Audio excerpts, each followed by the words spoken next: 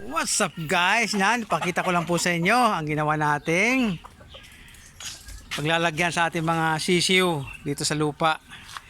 Yung kita nyo, yung scratch pin, lalagyan ng steel screen na hindi rin sila papasukin na namok, parang dun sa kanilang brother dun. Yan, kita nyo guys.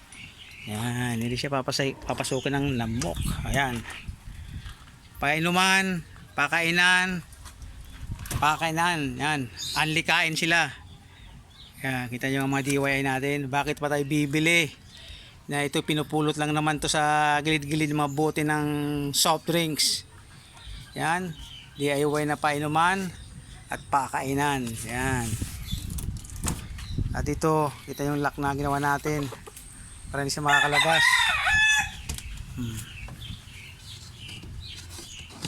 Yan, lock natin guys, style lang.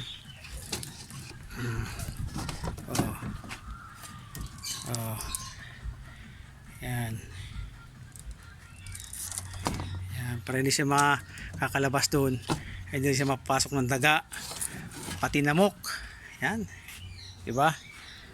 Ito lang tayo dito.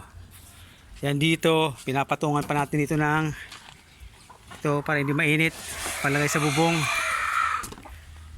At itong pinapatong natin dyan, tabla na binalot ng plastic, hindi talaga sila mababasa. Yan, kita nyo. Ganyan tayo mag-alaga sa ating mga sisiw. Yan, kahit nandyan sila, nasa lupa sila, hindi sila nanamukin. Bakit pa tayo magbibigay ng ball packs?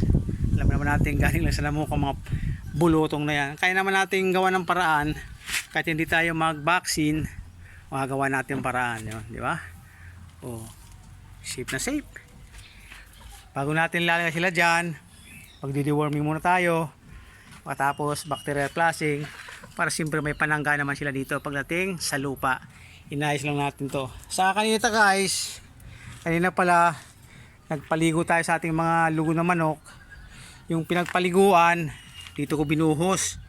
Yan, para yung baka may mga natitirang mga parasite yan. Yan, wala, pero ulitin natin yan. Mayroon pa tayong pang disinfectant dyan, pag disinfectant tayo. Diba? Kalat pa kakatapos lang natin. Yan, kita nyo, kahit nasa lupa sila, hindi sila namukin, diba? Bakit lang naman tayo, kaunti lang naman ang ating mga sisiw. Kaya pwede natin gawa ng paraan na kahit nasa lupa sila, hindi sila mananam. Diba? Diba guys? Okay ba?